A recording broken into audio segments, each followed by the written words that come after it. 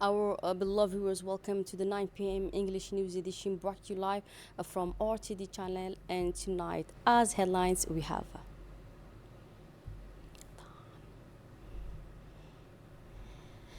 the head of state received the credential letters from 6 new ambassadors from brothers and friendly countries. And then signing of an MOU between the Minister of the Environment and UNDP. And on the international scene concerning the Davos Summer Forum, technological innovation as a lever for economic growth. Those were the top stories, and welcome back in our newsroom. We begin tonight news with the celebration of the Islamic New Year 1447. Djibouti will join other Muslim countries tomorrow in celebrating the Islamic New Year of 1447. This day marks the Hijrah, the Prophet Muhammad, peace be upon him, a journey to Medina. It was a key moment of faith, patience, and the start of building of a new Muslim state. The Hijri calendar became official about 70 years later under Khalif Umar ibn al-Khattab to help manage documents and administration. Today, it remains a part of Muslim cultural and religious identity, reminding people of the Hijrah and the effort to build Islamic civilization. And now, as I said at the top stories, the President of the Republic received letters of credence from the new ambassadors of the Democratic Republic of Congo and South Africa. The President of the Republic, President Ismail Omar Guelleh, received this morning at the Presidential Palace the letters of credence from 6 new foreign ambassadors accredited to the Republic of Djibouti. And among them, the new ambassador of the Democratic Republic of Congo to Djibouti, Jean Nagadou Lunga, reaffirmed his commitment to reinforcing the diplomatic ties and partnership between Djibouti and DRC. He did not fail to emphasize the historic ties and long-standing friendship that unites the two countries and express his eagerness to promote mutual cooperation in various sectors. And for his part, the President of the Republic, President Ismail Omar Guelleh, warmly welcomed Ambassador Lunga, praising the excellent diplomatic relations that have been cultivated over the years. The President assured the Ambassador of Djibouti's readiness to collaborate closely with the Democratic Republic of Congo to deepen bilateral cooperation and enhance trade and strengthen cultural and political exchanges. Both parties agreed to reinforce diplomatic ties in various areas like economic, social, and development prospect between the two countries. In a separate audience, President Guelleh received Noseba Lozi, a newly appointed ambassador of the Republic of South Africa to Djibouti. My letter credence accrediting me as ambassador of the Republic of South Africa to yourself, and also presenting the letters of recall from my predecessor. Thank you, Your Excellency.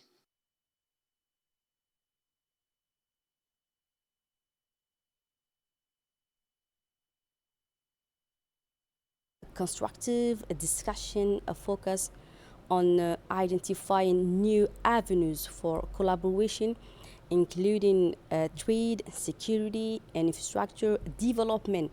Ambassador Lozi expressed her deep appreciation for the warm welcome extended by the Djiboutian government and reaffirmed commitment to strengthen diplomatic ties between the two countries. And now the presentation of letters of credence by the ambassadors of Iran and Iraq to the Republic of Djibouti. And following previous ceremonies, President Ismail Omar Gili received the letters of credence of the newly appointed ambassadors of the Islamic Republic of Iran and the Republic of Iraq. Accredited in Djibouti. It is my honor to present my credential letter to Your Excellency. Akbar Rizai, the newly accredited ambassador of Iran to Djibouti, presented his letters of credence to President Gili in a formal ceremony. Ambassador Rizai took the opportunity to express his firm determination to reinforce the bonds of friendship, exchange, and cooperation between Djibouti and Iran. And subsequently, Dr. Katan Taha Khalaf, newly appointed extraordinary and plenipotentiary ambassador of Iraq to Djibouti, presented his letters of credence to President Gili. اعتماد أو سحب سلفي Warmly acknowledge the long-standing friendship shared by the two brothers and friendly countries. In his remarks, Ambassador Khalafa conveyed his joy and gratitude for the warm reception he has received since his arrival and extended greetings from President of Iraq to the President of Djibouti, President Ismail Omar Gili. He affirmed, as ambassador, I am dedicated to tirelessly working to further strengthen the ties between our two nations, stated the new ambassador of Iraq. And during the ceremony, Ambassador Khalaf expressed his strong motivation to actively promote and deepen bilateral ties between the two countries. And finally, the head of state received letters of credence from the new ambassador of Australia and Bangladesh. The President of the Republic of Djibouti continued the day's diplomatic ceremonies by this time receiving the letters of credence from the newly appointed ambassadors. Mr. Peter Hunter, a newly appointed extraordinary and plenipotentiary ambassador of the Commonwealth of Australia to Djibouti. Austin, qui m'accrédite comme ambassadeur extraordinaire et plénipotentiaire de l'Australie, ainsi que les lettres de rappel de mon prédécesseur. In a brief statement, Ambassador Hunter expressed his strong determination to work toward further reinforcing the relations and cooperation between Australia and Djibouti. He did not fail to recall that both countries share common ambitions and interests in achieving sustainable economic development. And during the audience, Ambassador Hunter reaffirmed his commitment to redoubling efforts to deepen the already privileged ties between the two peoples and their governments. And later, Mr. Delwar Hussein, a newly appointed extraordinary and plenipotentiary ambassador of Bangladesh to the Republic of Djibouti, presented his letters of credence to the President of the Republic of Djibouti. Excellency, and to this great country, and I also present the letter of recall of my predecessor. In a short address, Ambassador Hussein conveyed his satisfaction and determination to elevate the bilateral relations between Bangladesh and Djibouti. He praised Djibouti's crucial role in maintaining peace and stability in the region and reaffirmed his commitment to working tirelessly to further consolidate cooperation between the two countries. And President Gili warmly welcomed the new ambassador to the Republic of Djibouti. And still with the national news. And now this meeting of the Conference of Presidents at the National Assembly. In accordance with Article 12 and 21 of the Rules of Procedures of the National Assembly, the Conference of Presidents took place today. The meeting was chaired by Dileita Mohamed Dileita, President of the National Assembly, and focused on reviewing Bill number 181 of the year 2025 of the 9th Legislature. The bills concern the ratification by the Republic of Djibouti of the agreement related to the United Nations Convention on the Law of Sea concerning the conservation and sustainable use of marine biological diversity in areas beyond national jurisdictions. And under the chairmanship of Deputy Abdurrahman Ali Yassin, the Foreign Affairs Committee, together with the Defense and Security Committee led by DMP Nouria Wabri, held a joint session to review Bill number 175 of the year 2025 of the 9th Legislature. And this bill concerned the ratification of the Defense Cooperation Treaty signed between the Republic of Djibouti and the French Republic. And during the discussion, the main points of the treaty were analyzed, particularly the strengthening of bilateral strategic cooperation, mutual defense commitments, and the legal and operational coordination mechanism.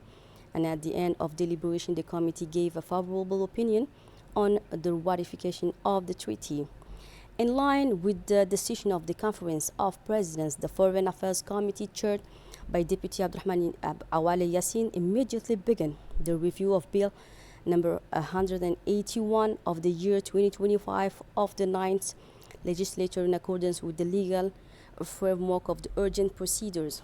The bill concerned the ratification by the Republic of Djibouti of the agreement related to the United Nations Convention on the Law of the Sea regarding the conservation and sustainable use of marine biological diversity in areas beyond national jurisdictions. Let's head to China, where Djibouti and China reaffirms a strategic cooperation at the 10th annual meeting of the Asian Infrastructure Investment Bank. On the sidelines of the 10th annual meeting of the AIIB in Beijing, Ilyas Musa Dawali, Djibouti's Minister of Economy and Finance in charge of industry, met with his Chinese counterpart Lan Fowan to reinforce bilateral cooperation. And after cordial greetings and mutual appreciation, the ministers held constructive talks on key priorities, expressing a shared commitment to advancing economic and social development in both countries. They emphasized boosting Chinese investment in Djibouti, especially in projects that create jobs for youth. And still in Beijing, during a high-level meeting in Beijing, Ilyas Musa Dawali, Djibouti's Minister of Economy and Finance in charge of industry, met today also with Rino Bilevel, Investment Portfolio Director of the United Nations Capital Development Fund. The meeting aimed to reinforce the partnership between Djibouti and UNCDF, focusing on improving youth and women's employability, supporting micro, small, and medium enterprises, and promoting sustainable green mobility. UNCDF plays a key role in financing 46 listed development countries aiming to invest and mobilize capital to foster a sustainable and inclusive growth. Let's come back to the countries now, where the Minister of Energy in charge of natural resources, Yunus Ali Gidi, received yesterday a delegation from a Chinese holding group at his office in the ministry's new headquarters. The delegation was led by Yong Xing, Deputy General Manager, and Zi Ying, Director of Foreign Affairs. Also present were Adan Haide, Director of Natural Resources at the Ministry, Asha Hashin, Director of the Lac Assal Salt Company, and the Minister's technical advisor. And now the signing of a memorandum of understanding between the Ministry of Environment and UNDP. Mr. Mohamed Abdul Qadir Musa, Minister of Environment and Sustainable Development, signed today a memorandum of understanding with Emma Nguyen Anu, United Nations Development Program resident representative in Djibouti. This agreement marks the launch of a new project aimed at combating climate change and land degradation. The project titled Sustainable Management of Water Resources and Pasture to strengthen climate resilience of rural communities in Djibouti is funding by the Global Environment Facility with a budget of $21 million. The Minister of Environment, Mohammed Abdul Qadir Musa, did not fail to express his satisfaction with this project. Let's listen to him. Intitulé Gestion durable des ressources en eau. In his address, the Minister, Mr. Mohammed Abdul Qadir Musa, expressed his deep appreciation for the long-standing partnership between the government of Djibouti and the UNDP, represented at the event by Resident Representative Mrs. Eman Guano. He praised the joint commitment to sustainable development and environmental stewardship that has defined the collaboration over the years. The global temperatures, increasingly erratic weather patterns, and the progressive degradation of already fragile ecosystems. He emphasized that the rural communities of Djibouti, particularly in the regions of Ali Sebih, Dakhil, Tajorra, and Obokh, are on the front lines of this environmental crisis. In closing, the minister reaffirmed Djibouti's unwavering dedication to achieving its national environmental goals and its international climate commitments under the Paris Agreement and the Sustainable Development Goals (SDGs). Moving on now to another news, the Leadership and Entrepreneurship Center hosted today the official launch ceremony of Djibouti's 2025 thematic report, a strategic document that serves as an analytical and strategic tool.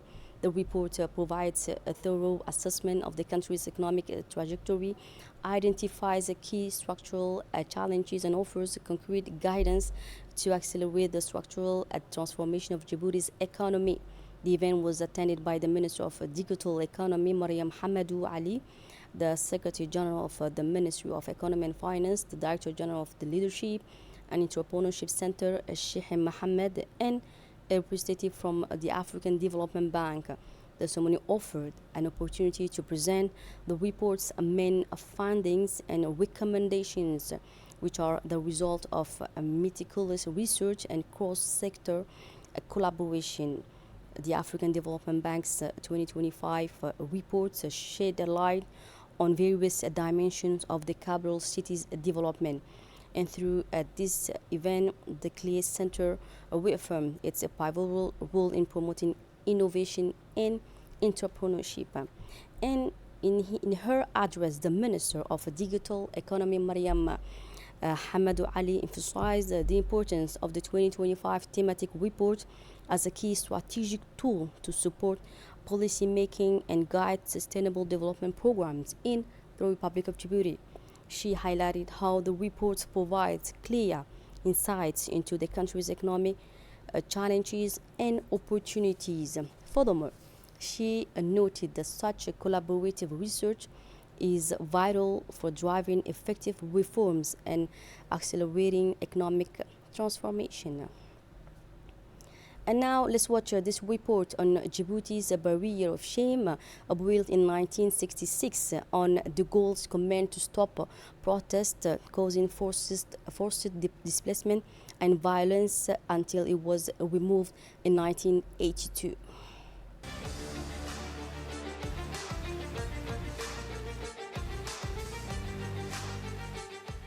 On August 25, 1966, General Charles de Gaulle, President of the French Republic, made a stopover in the territory. He was welcomed at Place Lagarde by demonstrators carrying banners demanding the independence of the territory. In a display of displeasure, after having been led by the colonial administration to believe that he would be received as a hero, the president ordered the square to be evacuated. This marked the beginning of a wave of repression that would intensify and culminate in the construction of a barrier around the city of Djibouti in September 1966. This physical barrier, meant to prevent the free movement of people, merely extended the already existing administrative controls and harassment endured by inhabitants arriving from other parts of the country. These individuals had to obtain authorization from the district commander to travel to Djibouti city. After relocating from Obokh, which was deemed a useless colony, the colonial administration set its sights on the harbor of Djibouti city. It saw in it an opportunity of trade with Abyssinia. To this end, it built a port and a railway, two infrastructures around which the territory's economy would revolve. To the colonial power, Djibouti city held a special status distinct from the rest of the territory. Initially, it feared demographic overflow due to the influx of populations seeking employment. Arbitrary checks were carried out, along with explosions and deportations. Starting in the 1960s, labor union demands compelled the colonial authorities to launch widespread crackdowns. In response to trade union activism and the rise of nationalist movements, the authorities reacted constantly with repression, deportation and especially expulsion to places like Aden and Loyada. However, since expulsions often required legal and administrative procedures, the establishment of the barrier in 1966 gave the administration a way to bypass these formalities. It chose instead to carry out refoulements, forcibly removals that required no legal process and could not be contested.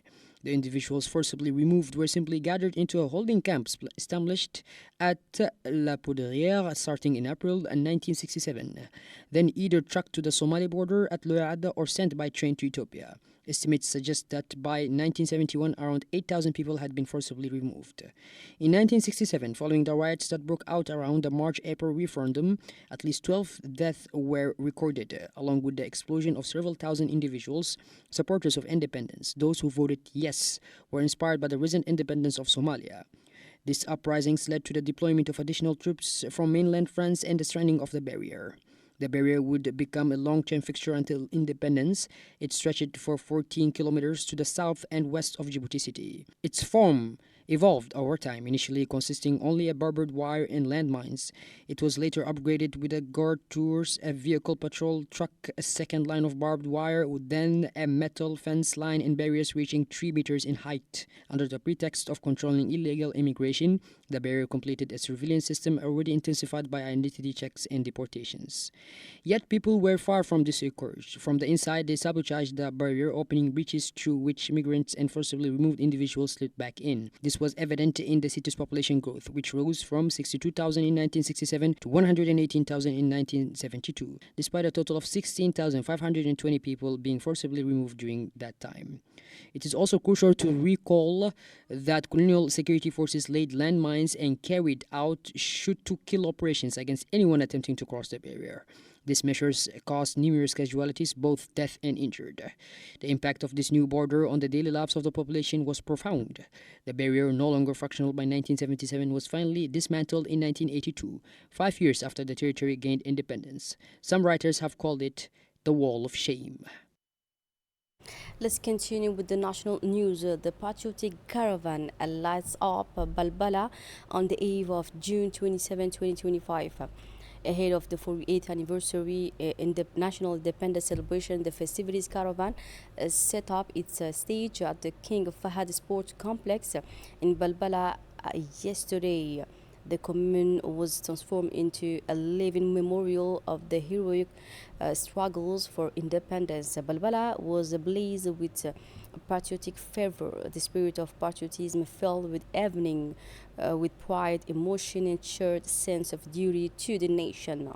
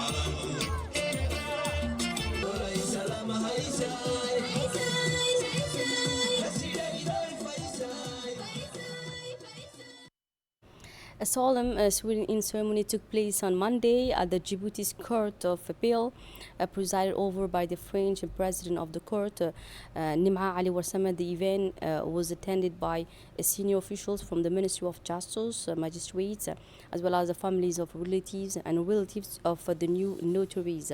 And during the official session, 2 new notaries, Amira Muhammad Ali and Abdurrahman Roble Jama, were sworn in to practice as a notaries in the Republic of Djibouti in accordance with law number 170 on the notary profession and decree number 30 regarding a continuous training of trainee and notaries at the National School of Judicial Studies. The 2 professionals received official authorization to practice. The appointment follows a rigorous training, successful examination, and practical internship within relevant institutions. The oath taken marked their official entry into the notarial profession, which is governed by principles of neutrality, integrity, and confidentiality.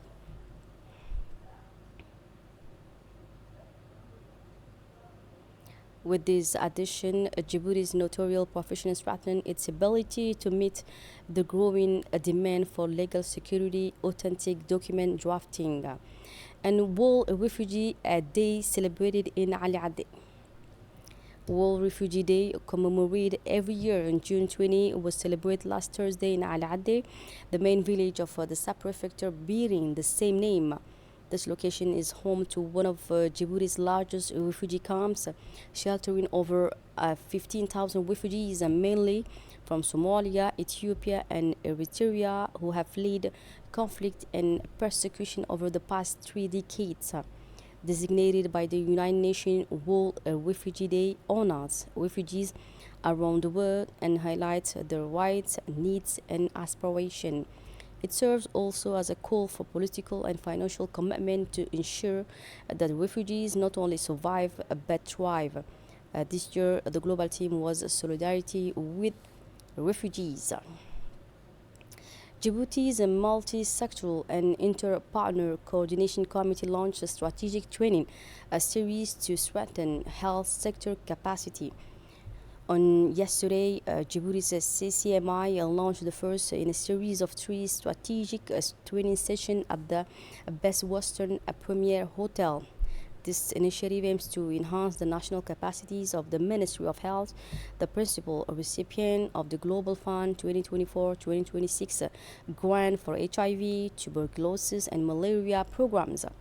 The capacity building program, scheduled across June, September, and October 2025, is important for improving grant management, addressing technical and governance challenges. And now this workshop on communication and advocacy techniques concluded at the People's Palace. The workshop on communication techniques, advocacy, dialogue, and partnership for civil society organization concluded today at the People's Palace, organized by the NGO PLA in partnership with ERICA and funded by the European Union. The 2-day event brought together over 30 CSOC from Djibouti City and the regions. The goal was to reinforce the capacity of civil society actors, enabling them to better structure their action, engage in effective dialogue with the institutions, and advocate for civic causes through coordinated strategies. And now, East Africa Academy holds a regional football tour in Al Sabih region. This past weekend, the city of Al Sabih welcomed a delegation of 85 people from East Africa Academy of Djibouti, including 75 young football players. The visit was part of an inter-regional football tournament characterized by commitment, discipline, and team spirit. Upon arrival, the youth competed in group stage matches at Arre Stadium, followed by the finals in a festive atmosphere. All participants received individual medals in recognition of their effort. The following day, a group hiked to Flag Mountain, brought together players, coaches, and parents before returning to Djibouti City in the afternoon. Organizers praised the success of the trip, which was injury-free and made possible by the strong involvement of coaches, local authorities, and parents. Djibouti Coast Guard crowned National Handball Championship.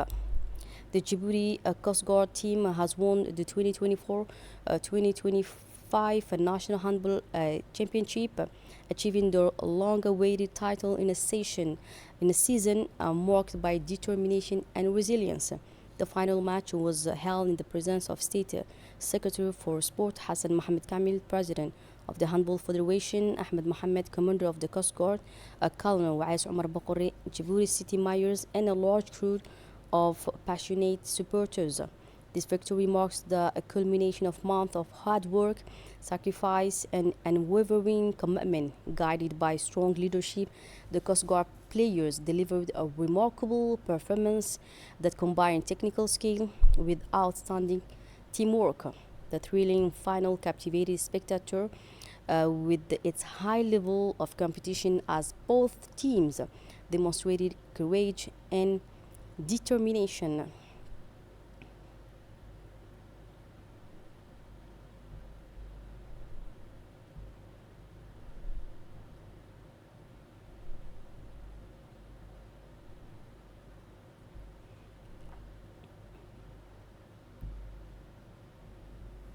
Let's turn now to the international scene. After hundreds of days of fighting in Gaza, many civilians have been killed. Israeli soldiers have died, and the United Nations warns that aid may soon run out. Dini has more to tell us.